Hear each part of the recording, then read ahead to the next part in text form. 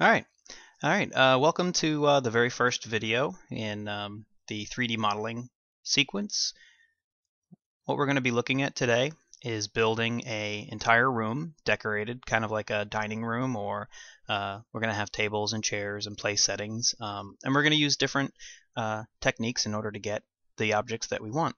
Now, I know that many of you have never used these programs before, and so I'm hoping that up until now you've just been practicing moving around, being able to shift this view, spin around the view, those sort of things, being able to zoom in and out, because while we start working, if you haven't quite grasped that yet, it's just not going to work for you. You need to go back and really practice that, or you'll fall behind. Okay?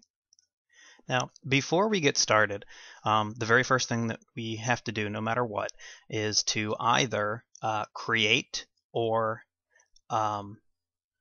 set our project file. Now, because this is a brand new project, we need to first go down to Project, and we make a new project. Now, this is going to open up this view right here, okay? This little new project window, and we're going to give it a name. So we're going to call this 3D Modeling Week 01. Now notice that I'm putting underscores instead of spaces. When you're saving things, it's always a better idea to do an underscore rather than just an empty space. Okay, so then I'm going to browse. I'm going to tell it where I want it to be, and inside of my secondary hard drive, you'll see that I have my AI 3D modeling. Okay, now each one of these is going to become a folder. Okay, so obviously our scene files, our Maya scenes, will end up default into the scenes folder. But we don't know that yet. Nothing here has anything set. It's all empty. All we have to do is click on Use Defaults, and you see that instantly all of these things pop up. Okay. Now, just so you know, if you get a red error, a warning down here, chances are that's because of some kind of a permissions or network issues. If you're on a network that you have limited permissions, then this might be an issue, but you should still be able to create these folders. Okay. So we just hit Accept. Now, if you hit Accept and this window disappears, that's great. If it doesn't, just hit Cancel and we're done. Okay, the folders exist, and if I want to, I can pop that up, open that, and sure enough, there it is, 3D Modeling Week 1. And here's all those folders that were created for us. See, we don't have to do this, which is really nice. Okay, so the very first thing that I'll do, and by the way, this isn't the screen that you're seeing isn't the entire size of my screen, and so this file keeps coming up on the side. So what I'm doing is I'm bringing it over simply by using one of those little tear out options. If you look at any one of these menus up here, this little icon at the very top, these double lines, if you click on it, it becomes a floating window. So that's all I'm doing, is I'm popping that up so that you can see it. Okay, so then I'm going to go to Save Scene As, and this brings it up. Now notice exactly where it's going. Simply because I said I want to save my scene, it has put it into that project we just created. The reason that it's doing that is because since it's the last project that we told it to make, Maya has automatically set itself to this project. Okay? So then we're just going to call this Room. And then that'll be good for now. Just hit Save. And there we go. And down here you can see that my feedback says the result is I created this scene. All right, now, while we're working inside of this program, for the starting point, when we're just starting out, I will, as often as possible, tell you which keys I'm hitting. As we move forward, that's not going to happen quite as much because there are things that you're just going to have to know. For example, this view that we're looking at right now is the perspective view. I can see it from different angles, okay? If I wanted to see it in a different view, if I just hit my space bar, just tap it, then I get multiple views. The only thing is, these views over here are called orthographic views. Okay, that means that they're like blueprints. You don't see in perspective. You only see one angle. Okay, now this in particular is the top view. That means that we are looking straight down, and that's all we'll ever see. Here we see the front view, okay, and here is the side view. Now notice that as I move within each one of these windows, you see this small light blue highlight in each one of them. Okay, that lets you know which window is active. So if I move my mouse to one view and I hit the spacebar again, now that window opens up. If I hit it again, I come back to the 4 windows and I can just jump through any of these. Okay. Now what you can also do is if you're inside of one of these views and you wanted to get back to the perspective view, you can simply click on this button here, show me the single perspective view, and that brings you right to it. For the most part, since I'm kind of a creature of habit, I prefer looking at it just jumping back and forth. You'll notice that whatever window I had open at the time now becomes the perspective view when I come back to the 4 view. And so as a creature of habit, I'm really just used to jumping, hitting the space bar, jumping back whenever I wanted to look at a different view. Okay, so you'll see me do that a lot. It is entirely up to you. A word of warning, while you're working in this program, if any of these little tabs disappear, and you'll notice that these little dotted lines above each one of these tabs lets you you actually make it disappear. If this happens to you and you're not quite sure how to get them back, the easiest thing to do is hit Control and hold down Control and hit the space bar and do that twice. That's going to bring back all of your windows back to the default. If I hold down Control and hit the space bar, now all I have is my single view with no additional menus or tabs or anything else in there. That might be the kind of environment that you want to work in later on when you start getting comfortable with this program, but for now just know that that's your easiest way to get out of a bind if you accidentally get rid of one of these tabs and you want to get it back. Just hold down Control, hit the space bar, do it again, and then you're back. Okay, let's see here. I guess we can get started. So what I'm going to first do is bring up this image that I've created, and this is just a real quick breakdown. All I did was I went online, I started doing some research. I wanted to get some ideas as far as what kind of room that we'd like to create here. And I decided that this dining room was going to be a room that had this additional outcropping of windows that we could either turn into an area that would have the beverages, or maybe a dessert cart, something that could be kind of put out of the way while people were eating. And I started looking at different types of chairs, different sorts of chandeliers, glasses, and that sort of thing, just to give me an idea of the kind of room that I'd like to create. Now notice that this image right here, what we're looking at is an orthographic top view. Okay, so if we want to, there's many different ways that we can begin creating this room, but why don't we start with one of the more interesting ways to do this, and that's by starting out with nothing but a curve. Okay, so I'm going to drop this open.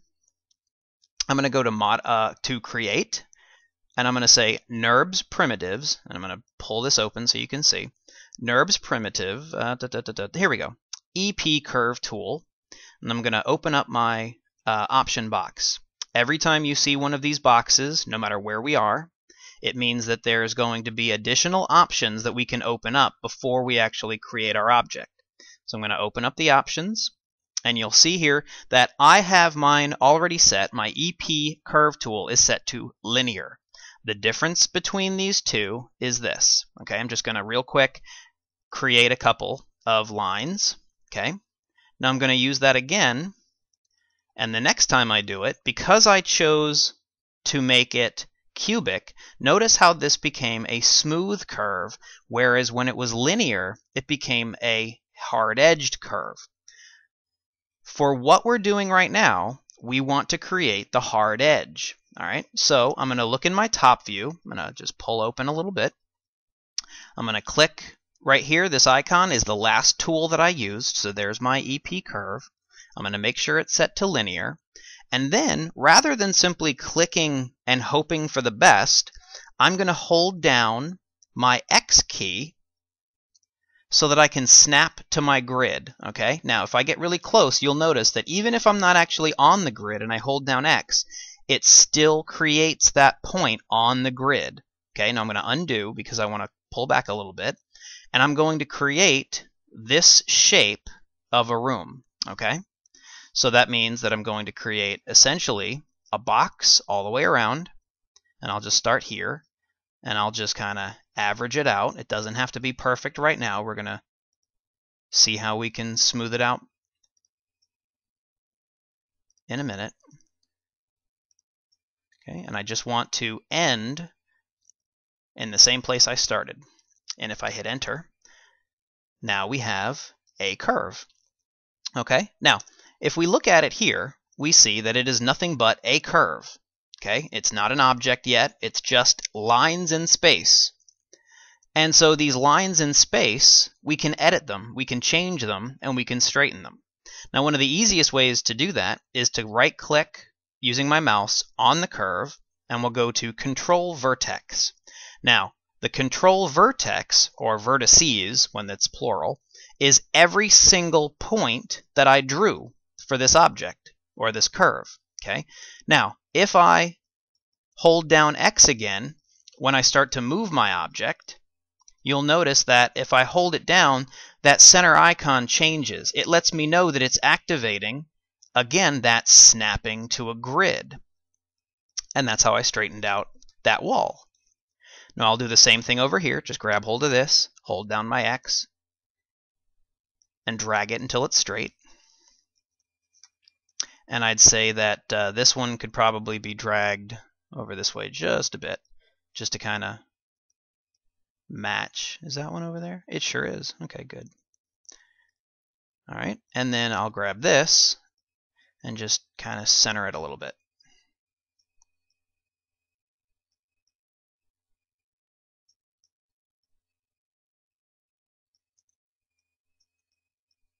I'm having issues. Let's try that again. Snap to grid. There we go. Snap that to a grid. Snap that to a grid. Snap that to grid. Snap that to grid. Snap that to grid. And there we go. Okay. Now, in order to get out of this mode, notice that it's still blue and pink. Okay? I need to do one of two things. If I'm on a PC, I can simply hit the F8 key until I get to this. For those of you who might be working on a Mac or have your F8 key set to a particular kind of function, you can also simply right-click on that object again and say go to Object Mode. Then the next time I select it, we're back into this. All right. The reason that that happens is if we want to go and select points or curves or any other part of an object, we have to be in what's called component mode. That's so that we can edit these little pieces individually. If we want to move these objects all by themselves, we have to go back to object mode. Then we're allowed to move the entire thing. Okay? Now, we have this room, we have the layout, and so all I'm going to do is I'm going to go Control D, and that's duplicated this curve. I can't see it. I can't see both of them because they're sitting on top of each other. But because I only have one selected, as I start to drag away, I'm pulling up, we see that this is now two curves. Okay? Now, because we have two curves, we can change our modeling animation control settings, and you'll see what happens, to surfaces. Watch what happens up here with all of these different menu options. As soon as I change to surfaces, we have a whole series of different options. Okay, so when we talk about Maya and how there's thousands and thousands of buttons to press, this is what we're talking about. Okay, now I'm going to select each curve individually simply by using my marquee and dragging over one of them, and then I'm going to hold down Shift and select the other. Okay, and then I'm going to go to Surfaces, and I'm going to choose Loft.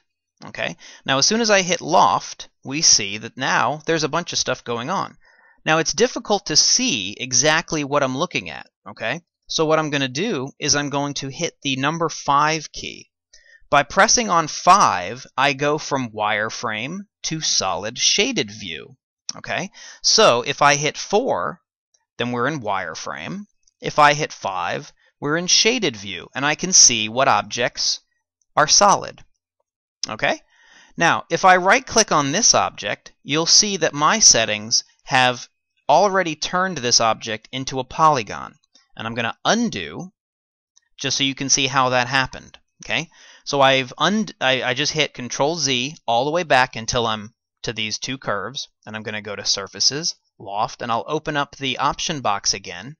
And here's that option box. And what you may have in yours might be a little bit different. Yours might look more like this.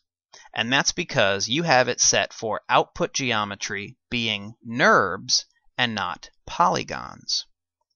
Okay, now I'm going to choose polygons. I actually want to create a polygon wall because then I can make windows and I can do things like that much easier this way than if I was using NURBS. All right.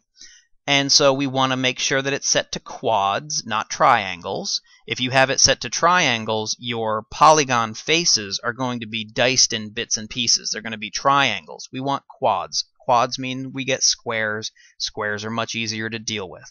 Okay? And then if we say general fit, then we have a particular number of spans that we can deal with. Now, 5 and 5 seem to work just fine, so I'm just going to keep it the way it is, and I'll hit loft. Okay, now here's our first object that we've created. Now it doesn't look much like a room, but suddenly if I look at it inside, and all I did was just kind of move my camera view inside, now it's starting to kind of look and feel like a room. All right. Now we don't have we have walls, but we don't have a floor and a ceiling, which is okay. We'll worry about that in a minute. But I also wanted to show you this other thing. If I select this polygon object, this new wall that we have, and I hit Control-A, and I hit Control-A again, that's going to bring me to my channel box. That's what this is over here. It's going to first give me information about what this object is, and it says it is the lofted surface number 1. That simply means that it is the first lofted surface that I've created in this scene. Okay, that's why it has a number 1 on it. It's assuming I might make more. If I just click on that name, it instantly allows me to change the name. So why don't we go ahead and type in walls. Now we have an object in the scene that we can call walls, so that we know what this object is, and depending on which view we look at it in, we know where it is, we know what it's called, we know what it is. We also have some basic information. We have translate information, which is of course where it exists in the world. We have some rotate information, and we have scale. Now notice that this particular object is fairly large, because if I were to create a square, then it would just appear right there, and that's 1. Just keep in mind that the object's scale is based on itself, not other objects. Okay? So if you make an object and you scale it, say it's a sphere or a ball or anything else, if you've created an object such as a lofted surface or a revolved surface, these are the sort of things that we're going to get into. This scale is based on the object itself and not the world around it. Okay? We also have down here, underneath inputs, NURBS tessellation. If we click on that word, we can see a lot of this information. This is the information that we had inside of this lofted series of options. Okay? The reason that it's still up here is because this piece of information has it's called history. It's information that exists inside of this object, so that if I click open this, I can actually choose whether I want the polygon type to be triangles, and notice if I do that, that's what we end up with. Okay? This is going to be more difficult to work with. So why don't we just keep it quads and keep things a little bit neater? Okay? Now, number of surface divisions along the U and the V. All right, just to let you know, the U is in one direction, the V is in another. For now, that's all you really need to know. If I highlight the word U, not the number, but the word, and I move inside of my view, I can hold down my middle mouse button, and for some people it's a wheel, but you have to press down the wheel anyway. My icon changes. Do you notice that? If I drag it to the right, I am increasing the number of spans.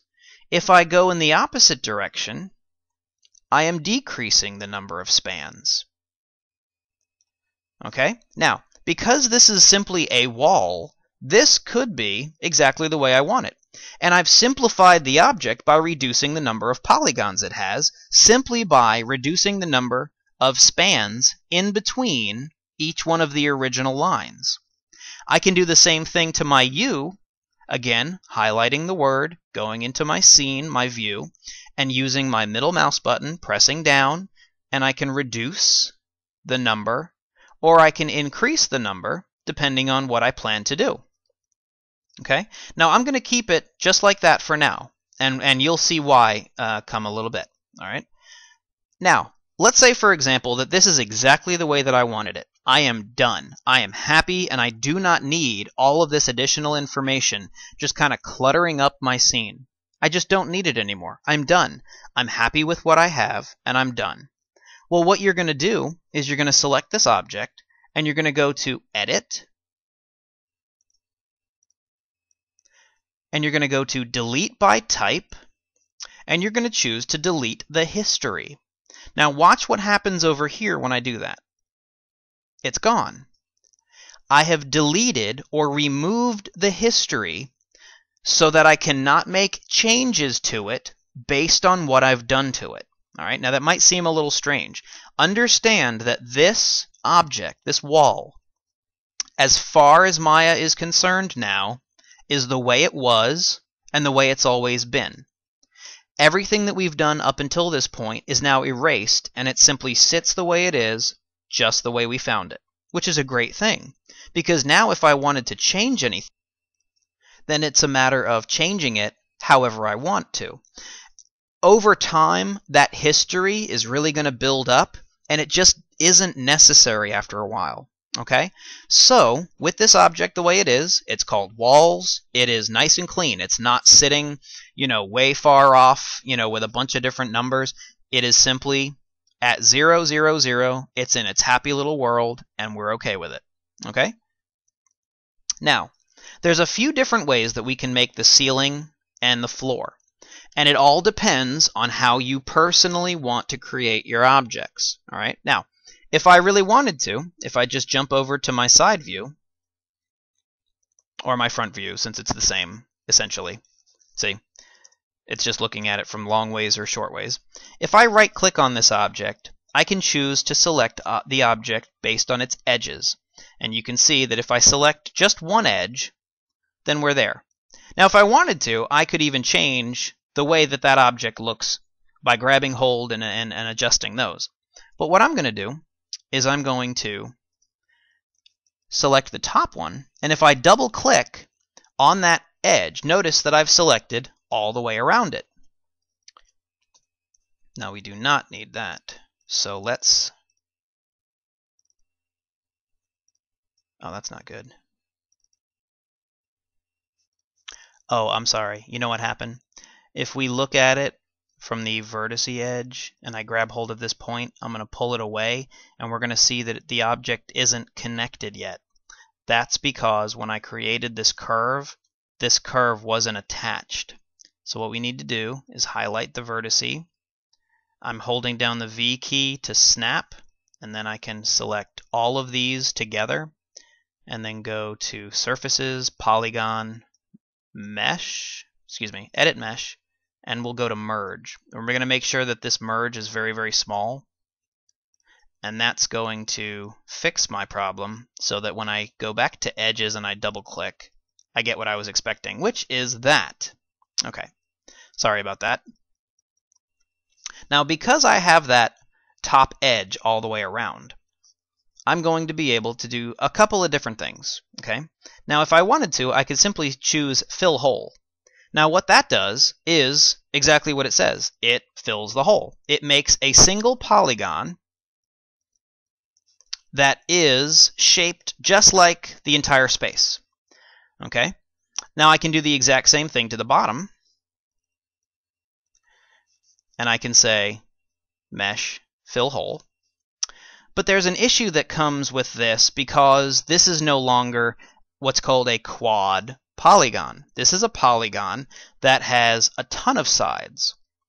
So what we may want to do is just a little bit of cleanup, just to make sure that if we ever want to make this changed or slightly different or anything, that it'll make it a little bit easier for that. Okay, so with this selected, we're going to go to Edit Mesh. Oh, and by the way, notice that since I needed to change the polygon, I selected that, and I am now inside of Polygon Editing. So we go to Edit Mesh, and I'm going to choose to use my Split Polygon tool. Now, when I do this, it's going to first give me a little bit of a hint. It says click drag on the first edge. So notice that if I do that, I'm holding down my mouse. I am not letting go yet. And because I'm still holding down, I can move up and down this edge, and that tiny little dot stays with me. So I'm going to go all the way to the end, and notice that it kind of snaps to the very end at that corner. Now I can let go, and it tells me again, now go to where you want to finish. So I'm going to swing around here. I'm going to grab hold of the other side, do the exact same thing. Click on that edge and drag it until it snaps to the edge and that corner, and let go. Now, I could continue making them, but this is just fine, and I'm going to hit Enter.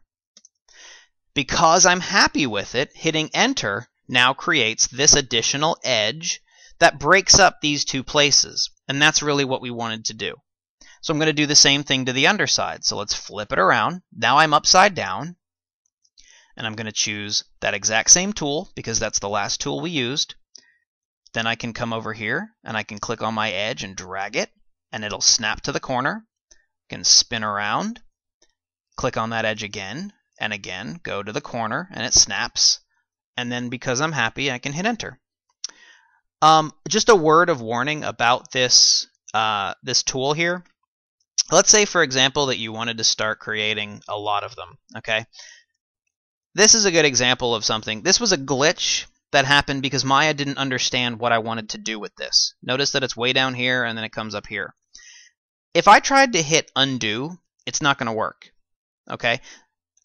If I hit the backspace key, though, and hit Enter, it's going to kind of go back in history. It's going to remember what I've been doing and hit backspace, backspace, backspace. It's going to allow me to jump back so that I can make an adjustment. Now once I'm happy with it, I can hit Enter. And now that it's back in this mode, if I didn't like it at all and I wanted it all to be gone, I could hit my undo, and now it's gone. Also notice, since we're on the subject, that every time I do this, we're building all of this history. See all these different inputs? Every time I use the Split Polygon tool, it's up there. We don't necessarily need that. Now I'm going to undo so that I'm now back to the way I wanted to be. And I'm going to select that object, go to Edit, go to Delete by Type, and delete the history. While I'm modeling, that's something that I want to do quite a bit. Okay? Deleting history is a good thing. The only time that you don't want to delete history is when you start doing things like rigging and making rules about objects and what they're allowed to do and not allowed to do. Okay? So I'm going to go File, and I'm going to save my scene. Now, while you're doing this, while you're working, Maya has an option. And again, it's underneath that save scene, and it's underneath those little option boxes. So if I open up my option box, we have the option, and this is entirely your choice, but I recommend it, to create an automatic incremental save. That means that while you're working, when you hit Control S or Command S on the Mac, it's not going to write over top of the original file. It's going to automatically copy your work to an older folder, a different folder, just outside of where you're working. So it's going to start cataloging or putting your older versions of your project away. This is such a good thing because while you're working, something might happen. Maybe the power goes out in the middle of a save. Maybe maybe your hard drive starts to go a little wacky. Maybe you just do something and you realize that it was an enormous mistake and it's just easier to go back to an older version rather than trying to undo what it is you're doing. Okay? So if we turn on incremental save without choosing the limit incremental saves, that's going to say, I don't care how many times I hit Control S, just keep putting versions of it in the back. That's really going to build up a lot of space on your hard drive, especially when you start getting into files that are hundreds and hundreds of megs large. What you can do instead is if you turn on limit and you limit it to say 20, and 20 is a good number, it's going to say, okay, fine. When I get to number 20 and you hit save again, it's going to remove number 1 and give you 21. What that's going to let you do is gives you 20 different versions of your file so that if you ever do realize you've made a mistake, you can go back that far. Now, if you really wanted to, you could change this number. You can make it 50, you can make it 500 if you really want to. But 20 to 30, especially when you're first starting out, is no big deal. It's okay. These files aren't going to be enormous, but just understand that they will start taking up space on your hard drive. If you're working on a thumb drive or a limited space, this could become a problem for you. So just know that this is here, and I'm going to show you where it gets saved to. So I'm going to hit Save Scene. Oh, well, because we just saved it, it's not going to let me. So I'm just going to make a change and then undo it. That way I can now come up to File and hit Save. Now if I open up my modeling, this is where my project is, and I open up Scenes, and here's my room, which was just saved just now. Now look at this. We've created an incremental save folder, and if I open that up, there's my room file, so it's cataloging everything down to even the scene that we're using. And if I open that up, there is the room 0001. It's saying, I know there's going to be more, I want to keep them in order, and that means that if anything goes wrong, or if I mess up, or anything else happens, I can always go back to an older version. Okay?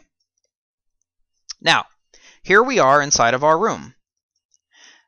If I move within it by zooming in, I am now inside of my room. How easy is that, right? But look what happens. When I start working and I start moving back, I'm going to be trying to look through solid walls. Well, there's a very easy way to avoid this problem. Well, there's several different ways, but let's do the easiest one first. If I just select my object, I can come over here and make sure that display is the setting that I have. And then I'm going to create a new layer. Now, it's a display layer, and I'm going to slide this over just a bit, because if I move my mouse over top of it, you can see it says create a new layer. I think it's getting cut off by the video, but that's okay. The one right next to it says create a new layer and assign the selected objects. So it's already letting me instantly put the object that I have selected into a new layer. So I'm going to click on that one with the little blue ball, and here's my layer. Okay? Now, if I want to, I can select that layer. I'll double click it, and this little options box pops up. And I'm going to call this Wall Layer.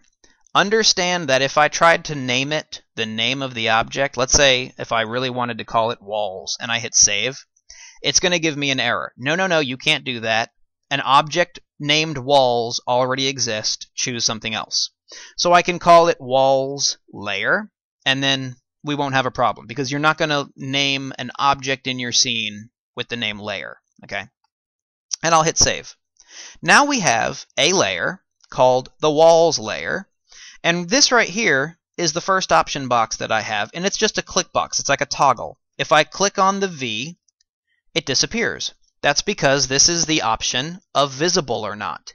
If it is not visible, it is not in the scene. It is not visible in the scene. That doesn't mean it's not there, it just means that you can't see it. So I'll turn visibility on, and the next one is a blank window right now. That blank window means I can select it, and it is an active object in the scene. If I click on it once, it creates a T in that box. That T means it is a template. A template layer means that I cannot see it. I can only see where the wireframe goes. I cannot see that it is solid. I cannot see that it is anything other than the lines that it's made of. I cannot select it. Notice that I'm selecting the curves that created it, but not the object itself. Okay? Now, this is useful for when you're doing things and you just need to know where this object is in space. But it doesn't help a whole lot when it comes down to really lining things up. For example, if I wanted to start putting pictures on the wall, I would have to make sure I go to a side view and then come real close to this side view, and it's very, very difficult to see that right there, this line right here, is the edge of the wall. So it's useful for some things, but not for others. But they make other options for this. Okay? If I click on that T box again, I get an R. An R will make it a reference layer.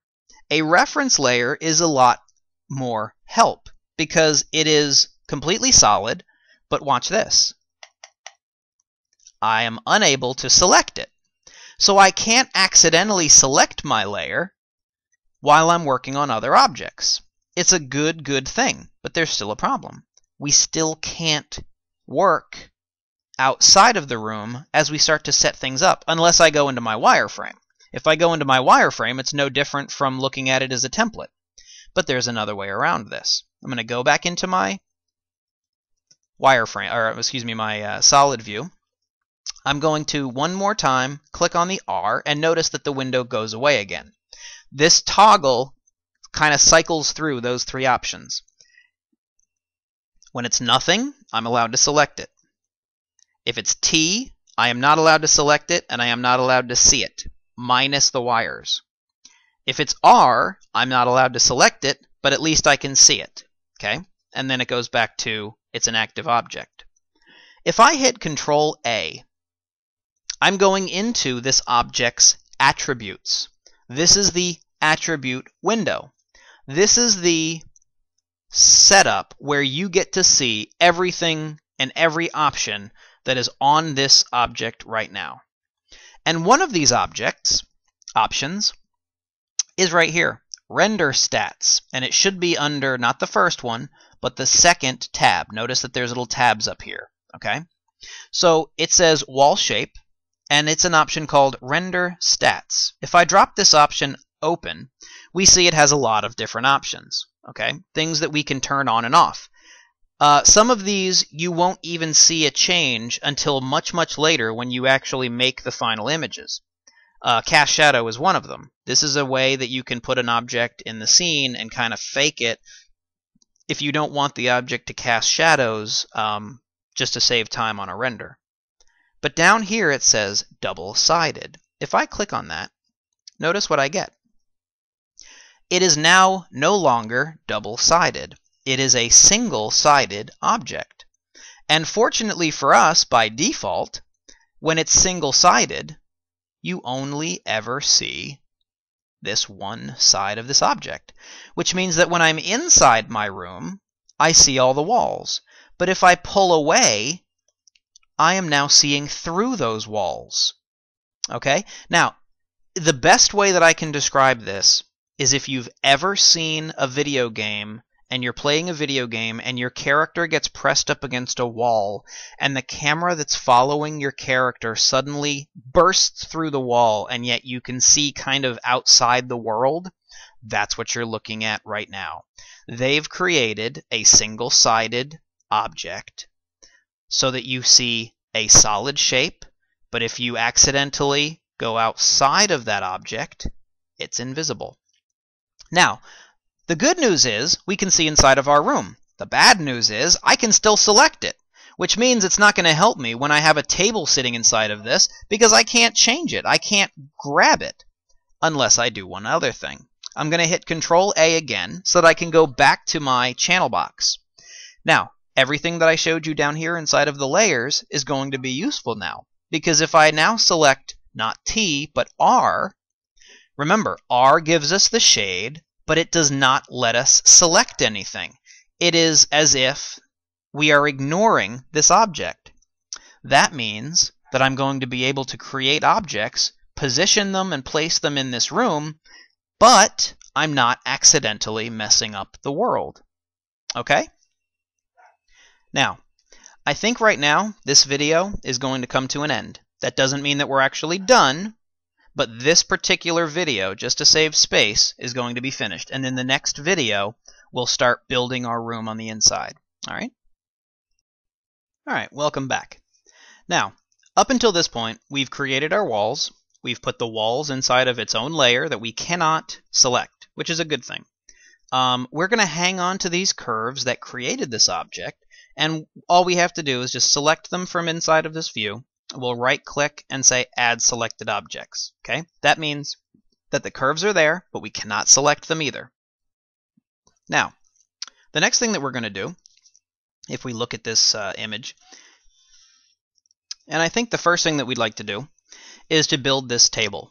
All right. Now, right now, this has two different colors on it, and that's because I'm planning on putting a center runner, kind of like a tablecloth, on the top. But it's just right now, it's just a standard long table, and what we're going to do is we're going to build this out of polygons. Okay.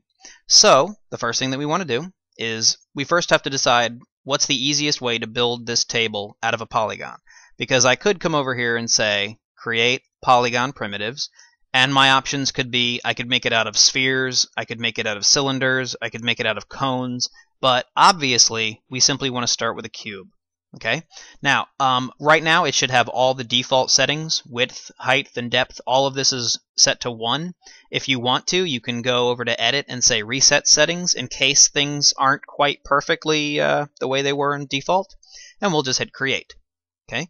So there's my little box sitting in the center.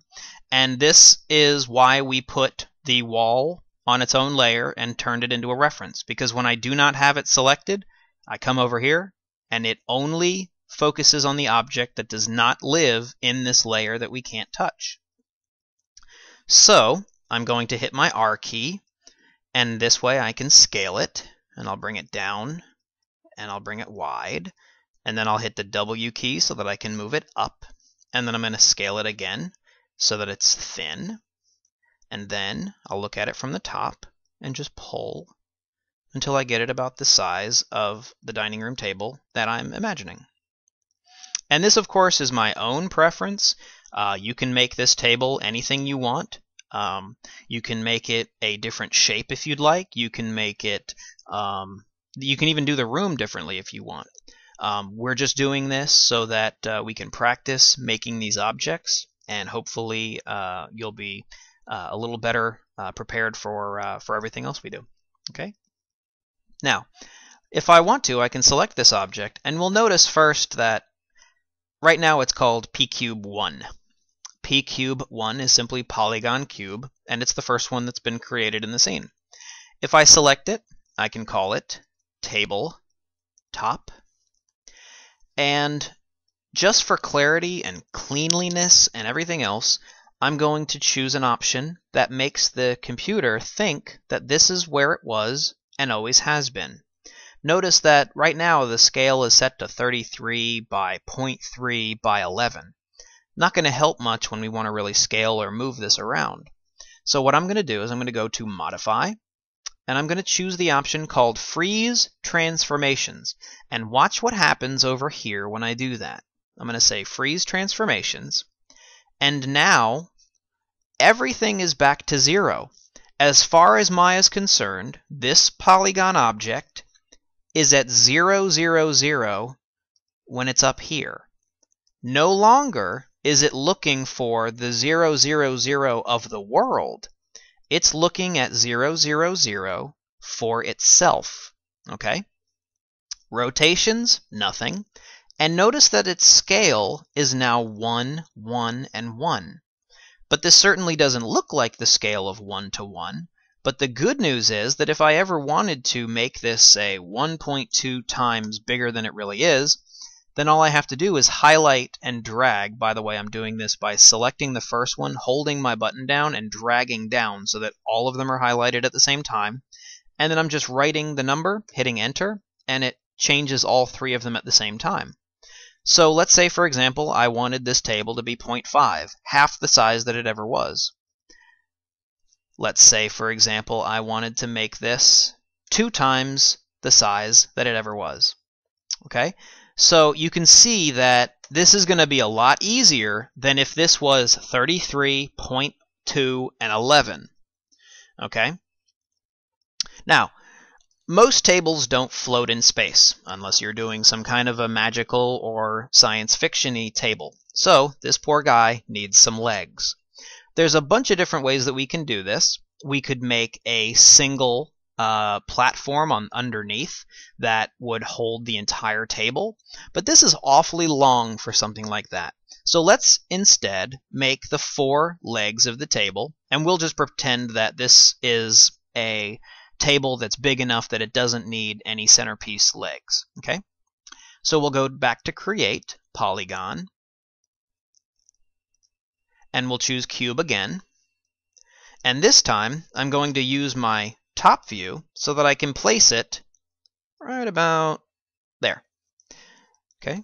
Now I can scale it a little bit so that it becomes the thickness of a leg that I want. Then it's just a matter of scaling it. But watch what happens. Right now, notice that we're already floating inside of the floor. If I start to scale it tall ways, I'm getting it going in both directions, right? What I can do instead is I could move it to the center and then hope for the best and then just continually make adjustments. Or I could do this. I could take my cube, I could drop it down so that it makes contact with the floor, and then I can just go and right-click on my object and choose Face, select this top face, and simply drag it up. Now it's making contact with the table. It is not poking through, so it looks like it's right. Since we're already inside of Polygon View, I can also select the bottom and scale it down a little bit. Now we have a little fancier table leg. Now when I say fancy, I'm being facetious. I know it's a cube, it's just a triangle. Now I'll right-click and go back to Object Mode so that I can select this, and here we go. The next step is, of course, to duplicate this object and make 3 more. So the first thing that I want to do, all right, we'll come over here, just grab hold of our one leg. We'll choose Control D to duplicate it, and we'll move it over. And then we'll make sure that this one is lined up at the same distance as that one. The easiest way to do that is to go into the side view, or for me, I guess it would be side view. There it is. And then I can just sort of drag it. And we can eyeball it for now, but that looks pretty good. Now, the good news is that we don't have to do one and move it over and then do the other and move it over. I can simply Shift, select both of them at the same time, and again hit Control D, and then pull all the way down. Drag it over. And if I look at it from the top view, I can even see whether or not these are matching up right. I think these might be just a little bit, come over just slightly, and that should be good. All right. So there we go. We have our table, we have our tabletop, and we have our room. That's going to be a very long table, obviously, but I consider it kind of, a fancy banquet or something like that. A word of warning: as you begin making all of your different objects, each one of these individual objects has a name. You see here's tabletop. This one is only cube, and then of course this one is only another cube. Because each one of these objects, even though right now they only have, generic names, whereas we've purposely renamed the tabletop. If I select all of these table legs, which of course are all the same object, they're simply legs, so they don't have to have distinct names. If we can come up here to this empty area, this is the renaming section. If I click on this one icon up here where it has the little A, you notice that there are several different options. Well, right now, by default, it should be set to rename. That means that with all these objects selected at the same time, if I simply name this table leg, and notice that I didn't put any spaces, all I did was capitalize the next letter of the next word, it's going to start getting really important later on to keep in mind those things, but that's for another day. And then I'm just going to hit enter. Now what you're going to see is that Maya has gone ahead and added a number at the end of each one of these.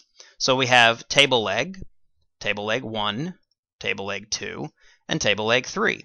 So now each one is named table leg, so that's easier for us. And Maya, just to make sure everything is clear and understandable, because Maya doesn't like to have objects that are named the same thing, they've added a number for you. Now, what's going to start happening, though, is that as I'm building all of these different pieces, the list is getting longer. And when I say list, I mean this. Come up to Window, go to the Hypergraph Hierarchy. And when I open this up, you're going to see this floating window. Okay? Now, the reason that I like using the hypergraph is because it uses the exact same buttons to move around that you would inside of Maya.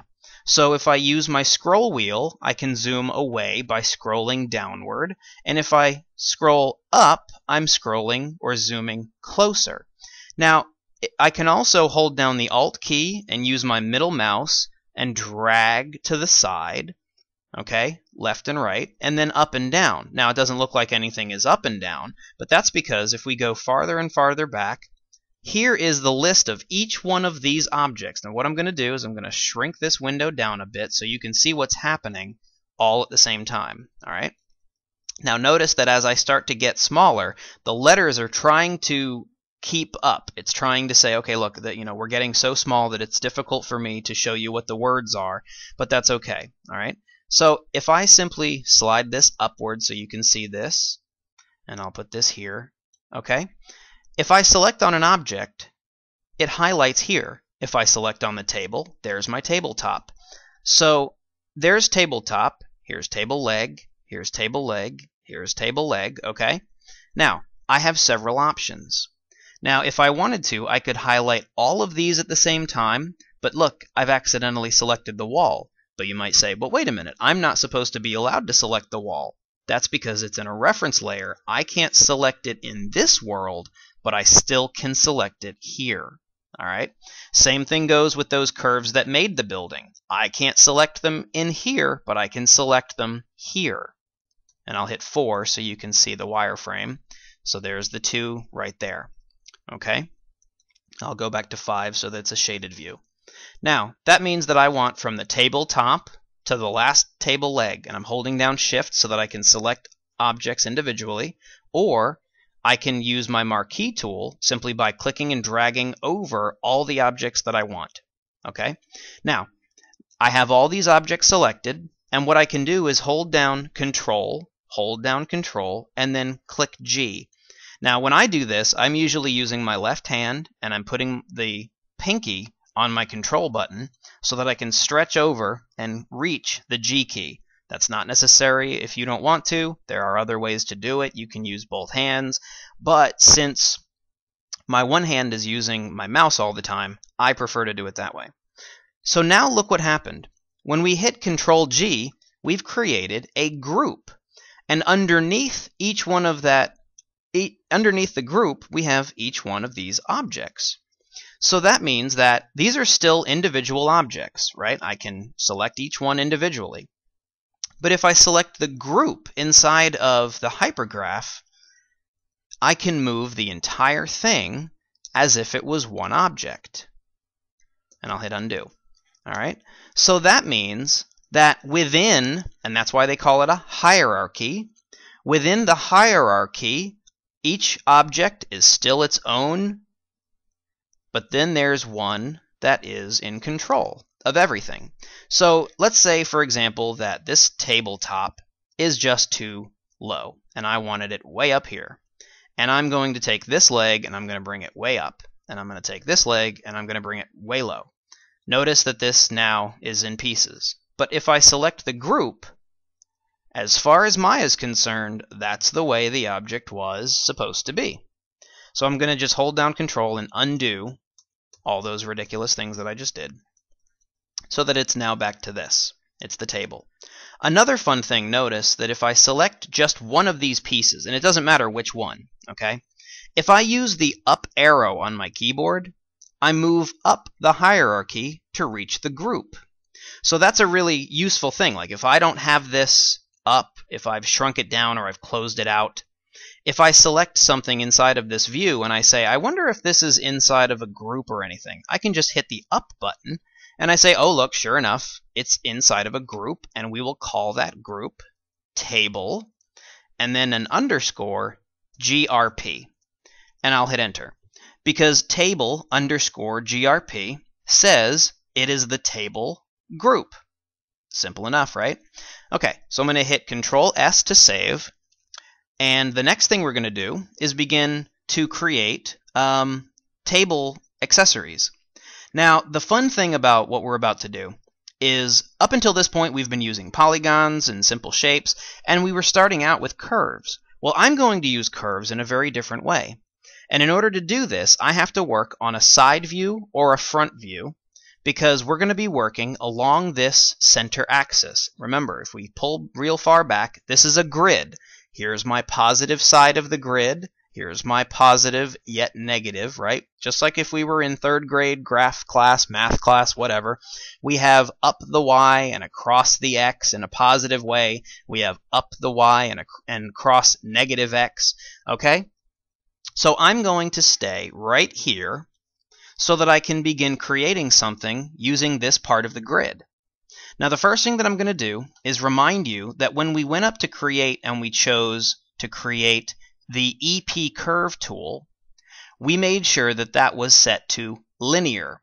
Linear means that it is always a hard edge, and I'll hit enter and just delete that. Okay. Now, if I go to CV, it's already default set to cubic, which is great because that's what I want. Because as we start to create these, rather than the hard edge, it instantly creates a nice soft curve for us, and I'll hit enter so you can see what we're doing there. Now I'm going to hit delete, and I'm going to make sure that my CV curve tool is selected, and I'll just close this out, and I'll go ahead and close that out. Now, the first thing that I want to create is a vase, or a vase, depending on who you're talking to. So instead of having to create, let's say, a polygon cylinder and cut it and put it into pieces and stretch it out, I'm going to simply create the shape of the vase that I'm hoping to have. Now you can create yours any way you'd like, but the most important thing is that we come all the way down here, hold down our X key so that we snap to a point and we reach that axis. So if I hit enter, we have a curve that is shaped something like that. Now this one is fairly simple, and I'm going to make a very subtle adjustment by right-clicking and going to the control vertices, grab hold of that one point, go to my move tool, and just drag it down a bit. The reason that it snapped there is because it was snapping to a cross section rather than just that one edge. No big deal. Then I can right-click on it again and go to object mode and select it, and now we're back to the object. Okay? Now, because we made it on half of this axis, if I come over and change polygons to surfaces, I go to surfaces, and I can choose to revolve it. Now, we'll go to the option box just to make sure, and the axis is set to Y. That's what we want, because notice that this up axis is Y. There it is. So if I just select this object and hit revolve, sure enough, I'll go into my view and look at it, and we have a vase, or a vase.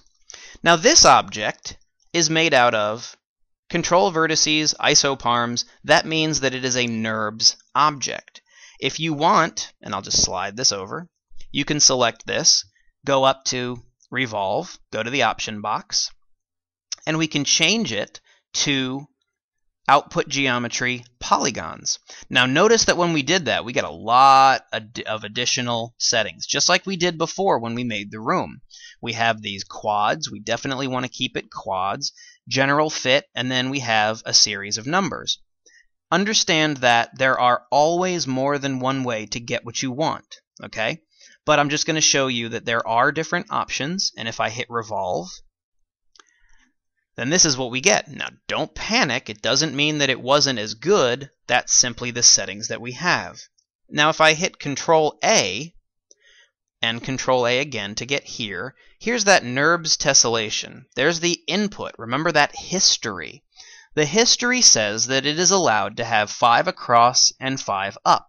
Well, if I change this first number by, remember, selecting the word and using my middle mouse, I can increase the number going up, but we still have that square. Now maybe that's exactly what you want. Maybe you'll do that and go, wait a minute, you know what? I like that.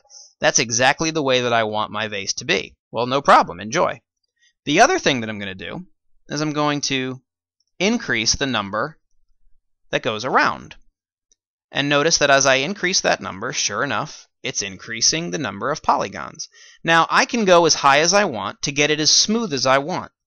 And if I let go, you'll see that that does not look absolutely smooth. If I want, I can come over here and I can force this number to be higher. I can make it 50. And then I can take that other number and I can make it, let's say, 40. Now we're getting into something that is very, very smooth. When it renders, it's going to be very pretty. Now you might be saying, now wait a minute, this is made up of this very few number of polygons. This one's made up of, hundreds or 1,000. Well, here's the thing, guys. Maya renders NURBS exactly the way that it would a polygon at the end. If we select this object, it looks simpler. And yes, it is definitely easier to manipulate and change. Okay?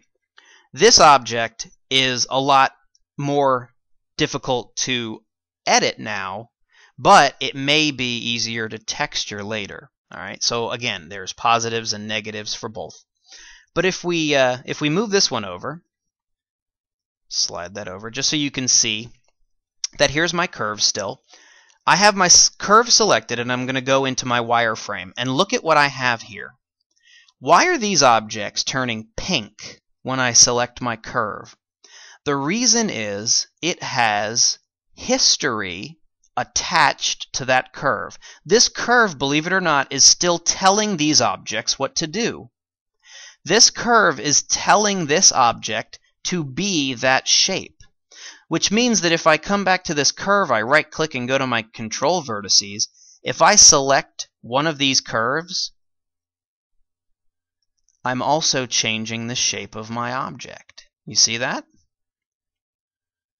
So that means that I can still make subtle adjustments, or in some cases very dramatic adjustments, because that history is still attached. Now look at what we got. How about that, huh? Now here's a fun thing. When I select one of these objects, and I won't select both of them, I'm just going to select one. Let's say I'm going to select the NURBS object first. And I go to Edit. Tear that off so you can see. Delete by type. Delete history. Now if I come back over here and go to wireframe and I select my curve, only this one's pink, which means this object no longer has history attached to it. Okay, that means that this curve is no longer controlling the shape of this. This NURBS object, this vase that we've created, is its own object now, and no one can make any changes based on that curve. Now that doesn't mean that I can't come over here, right-click and grab some control vertices and make changes that way. That's easy enough to do. But the difference is that if I want this object to change, I can do one of two things. I can grab hold of these vertice points and change the object. Okay? Or I can right-click and start grabbing hold of all of this madness, and it's just not going to be the same. Now, once I'm happy with the way that that object sits, I can go back to Edit, tear that off, delete history, And now I can grab hold of this curve, and neither of them are listening anymore. Okay? Go back into object mode and delete that curve. Now, you might have noticed that because we created our NURBS objects far away from this ground plane, our center pivot is way down here, which means that if I wanted to rotate this sucker around, it's going to rotate from the center way down there. Okay? The easiest way to get this back up here is to simply go Modify, and tear that off so you can see, Center Pivot. So when I click on that, there's my center point just where it belongs. Okay? Now that's the center of this object. But remember, we're talking about an object that is going to be sitting on a table. It might be better for the center pivot to be down here.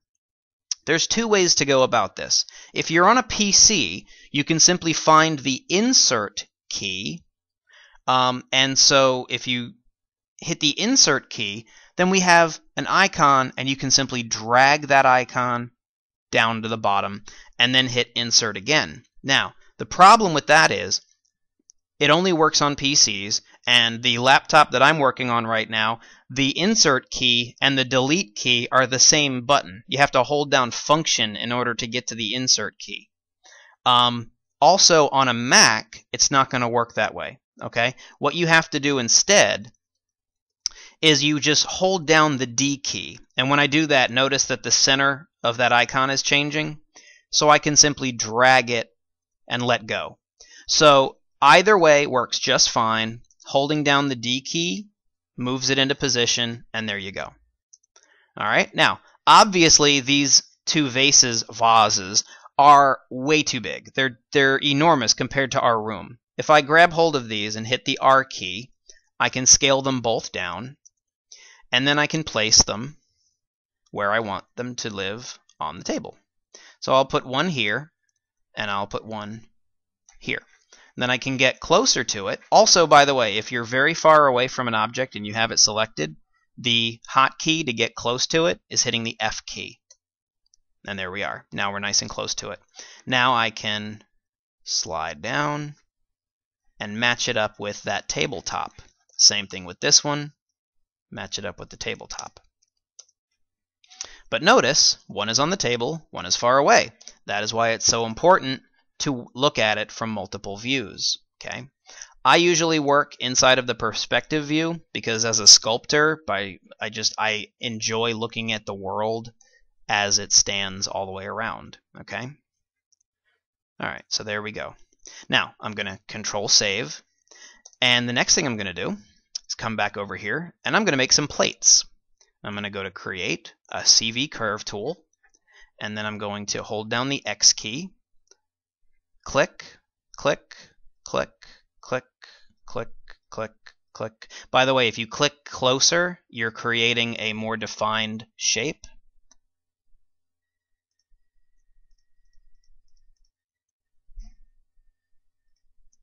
And hit Enter. And then we'll just straighten these pieces by dragging this upward. Okay. Now I'm making a very modern art-like plate, just so you know. And go to Surfaces, Revolve. And instead, I know that my last settings, I told it to be a polygon. I want it to go back to NURBS. It'll just be easier for me. Hit Revolve, and there we go. So there's my plate.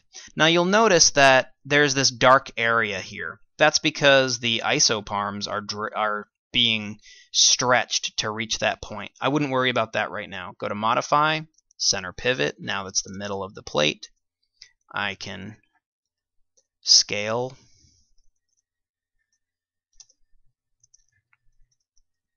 Scale that down. Drag it down. So this will be the serving platter in the middle of the room. And why not, just for the sake of simplicity, just to save time on this video, I'm going to keep it, duplicate it, slide it over. So now I have one that I can change into a oval-sized serving platter, and I still have my perfectly round circle, which will be my plate settings. So we'll go one here, pull away, and we'll duplicate, Control D, slide it over. And then I can grab hold of both of those, duplicate, slide both of those over. Okay, grab hold of all 4 of those, duplicate, slide them over. Okay, well, look at that. We're starting to get a nice little table setting, aren't we? As you begin to go along and make adjustments to this, also remember that you can always adjust the room. All right, we haven't really talked about this very much on the video, but we will in class. If we right-click on the faces of these objects, we can select certain ones that we want, and we can go to the Polygon options, go Edit Mesh, go to Extrude, and then we can extrude these into windowsills. We can do the same thing with the long window. Now just be careful, you don't want to do more than what you plan on, okay? Because there's an option up here. If I grab hold of too many of them, like let's say I grabbed the entire corner and I said extrude, well, that's going to extrude the entire corner. Might be exactly what you want, might be nothing like what you want, okay? I'm going to undo that. Also be careful, because if I have, let's say, these two, and I say go to Edit Mesh, and before I hit Extrude, I accidentally uncheck this Keep Faces Together, so now it's not on. If I go to Extrude, notice what happens. Now each one of those is its own individual object. Okay, so just be real careful about things like that. But we have a nice little windowsill, and we'll build more detail into that at another time. But I just wanted to start breaking things down so you can see. Now, what's really important here is your own creativity. Make this your own room. Make this room interesting to yourself. Okay? And by the way, if you want things like crown molding or wainscoting, and by the way, all these words are because I'm in the middle of remodeling my house. All these words are kind of stuck into my mind. You can always simply create a polygon cube. Kind of drag it up here, go to my faces, grab my face, drag it all the way over. We'll put this about there. We'll go to Edit Mesh, Keep Faces Together, turn it on, go to Extrude, pull it open. Now I have one to work with there.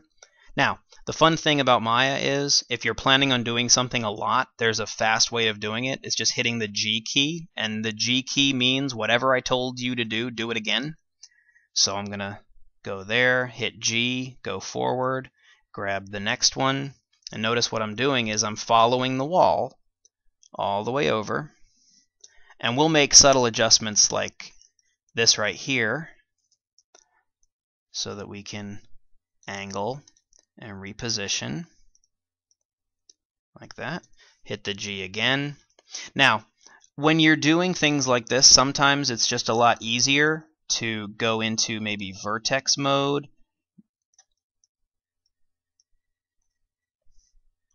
Oh, wait a minute. Just realized I never put this back to reference, so I was accidentally selecting my wall. See, nobody's perfect. So I'll put that there. Grab hold of my face again. Let's move forward. Now, if I just use that default drag tool, notice that I'm not really going in the direction that I want. I have to still drag it over, so that's no big deal.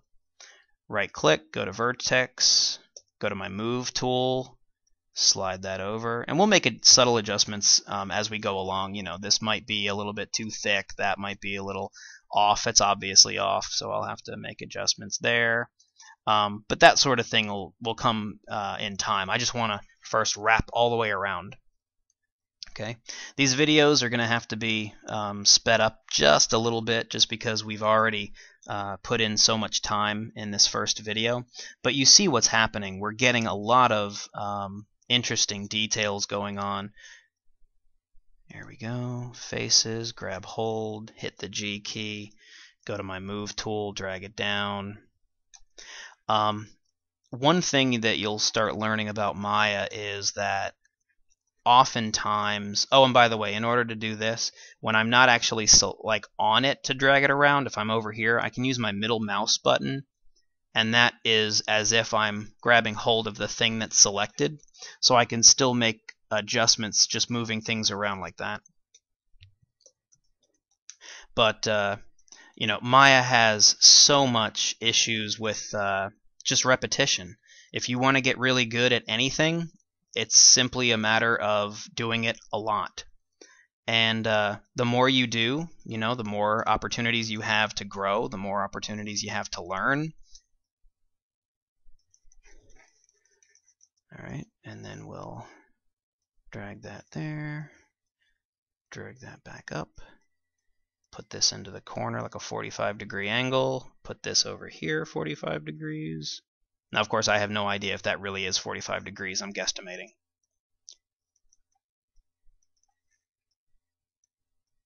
And remember, these videos aren't the end-all be-all of this class. These are just supplemental. These are to help you along. You definitely still have to pay attention in class, there's no question. But there we go. We're starting to get some edging. Now you can choose to hit F8, drag it all the way up, so that now it's along the top. And now we're starting to frame out our house, right? Our room. Drag that down. Now notice that I didn't make an area for an entrance door. I'm not worrying about that for this example, but you saw how I made the windows, so that's the easiest way to do it. You can just do it that way. Let's see. The only other thing that I'll be showing in this video is how to put simple shaders on these objects. Now I've already looked at the hyper shade, the hyper graph. The next thing I'm going to be showing you is the hyper shade.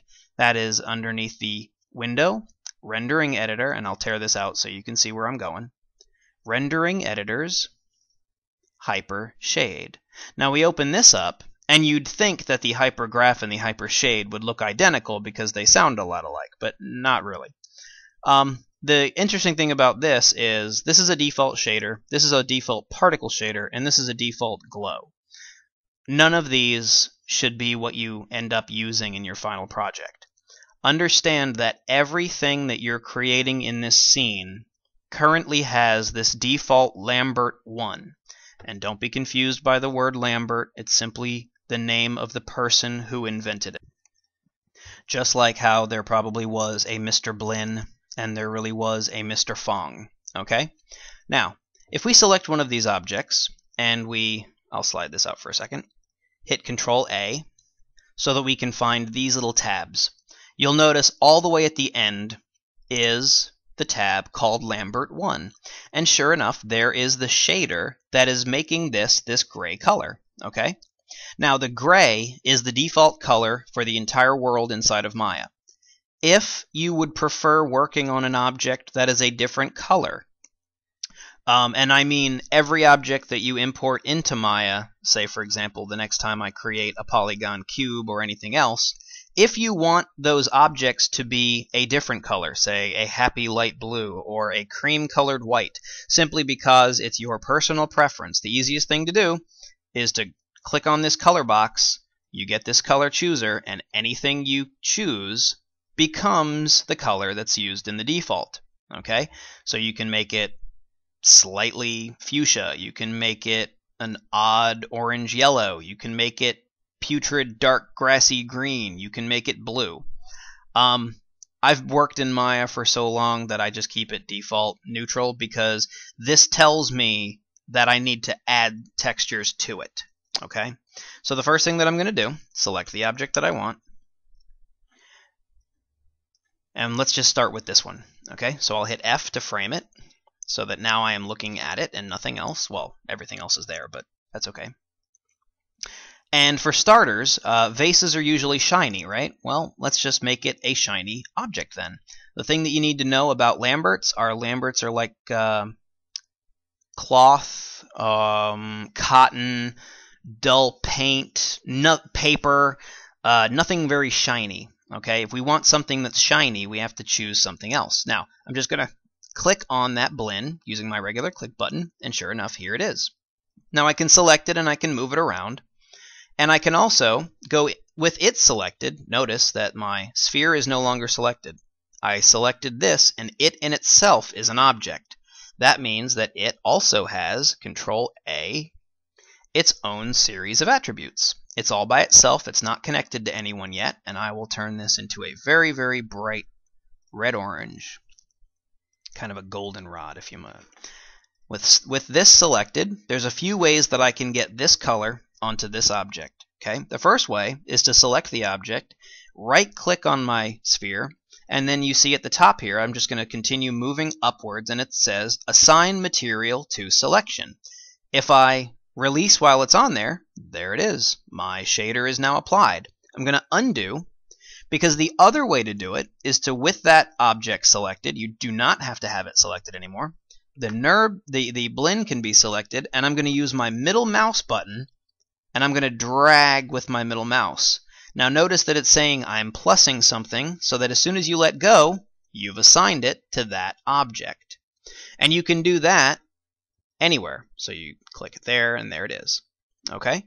Now, let's say, for example, that we wanted a different color for our plates.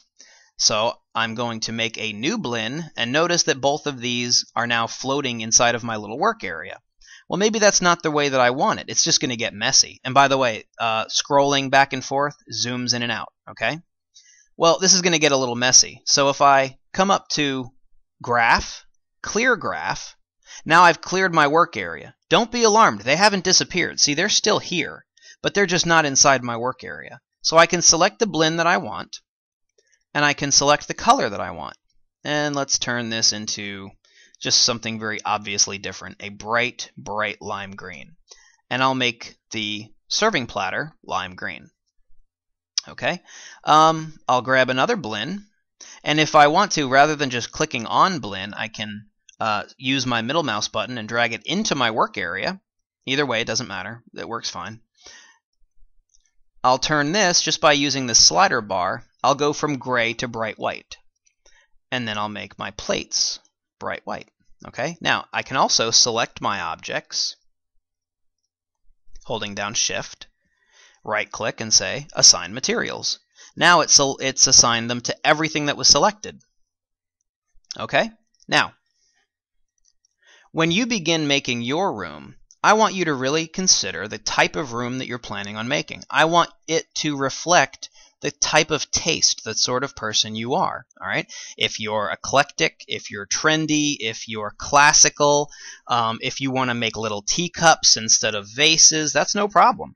I want you guys to enjoy yourselves. And by the way, if I was going to make the lip of a cup, I would probably do this.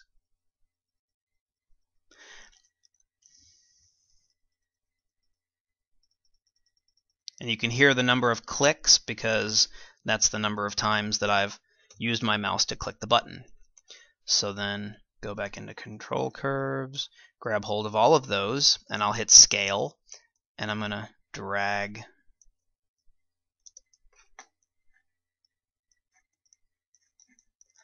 using my Y. I'll drag downward, and that's going to flatten that out because now the distance, the scale is going to straighten out for me, which is what I want.